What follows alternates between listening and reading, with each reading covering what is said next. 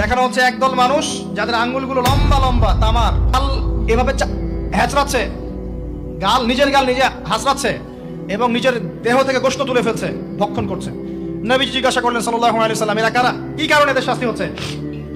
তাকে বলা হলো, এরা আপনার উম্মতের সেই সব ব্যক্তি যারা সবসময় গীবত আর সমালোচনায় ব্যস্ত থাকে। এবার নবীজি দেখছেন এক শ্রেণীর মানুষ, পেট এইরকম ফোলা, অট্টালিকার মতো পেট ফোলা, আর ভিতরে সাপ কিলবিল করছে এবং এদেরকে রক্তে নদীতে ফেলে মাথাটা ফাটিয়ে দেওয়া হচ্ছে।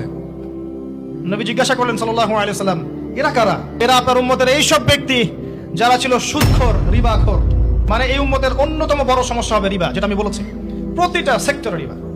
সবচেয়ে নিম্ন পাপ নিজের মায়ের সাথে জেনা করা, সবচেয়ে উচ্চ পাপ আল্লাহ এবং তার রাসূলের সাথে যুদ্ধ করা, এটা হলো সুদ। এবং এর বাস্তবতা হচ্ছে এই, ধনী দিন দিন ধনী হবে, গরিব দিন দিন গরিব হবে, এটা বাস্তবতা। রক্ত চুষে খাওয়া হয়, এই কারণে রক্তের নদীতে ফেলা হয়েছে। এবং সাপ খেয়েছে তারা, সাপ খেয়ে পেট ফুলিয়ে ফেলেছে। আর একটা হাদিস আগেই বলেছি, যে দেয়, যে নেয়, যে সাক্ষী থাকে, যে লিখে রাখে, সবাইকে সমানভাবে লানত করেছেন নবী সাল্লাল্লাহু আলাইহি ওয়াসাল্লাম।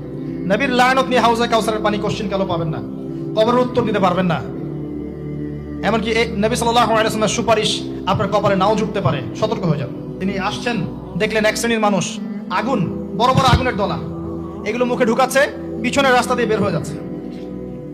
নাউযুবিল্লাহ পড়ি আমরা। জিজ্ঞেস করা হচ্ছে, কারা এরা? মর্মান্তিক শাস্তি হচ্ছে। নবী সাল্লাল্লাহু আলাইহি ওয়াসাল্লামকে বলা হলো, এরা আপনার উম্মতের সেই সব ব্যক্তি, listen to me very carefully, এরা আপনার উম্মতের সেই সব ব্যক্তি যারা ইতিমদের মাল আত্মসাৎ করে খেত। ইতিমের মাল আত্মসাৎ করলে যদি এই শাস্তি হয়, জনগণের মাল আত্মসাৎ করলে কি হতে পারে চিন্তা করে দেখেন। এটা মানুষের হক, আল্লাহর কাছে ক্ষমা পাওয়া যাবে না, মানুষকে দিতে হবে।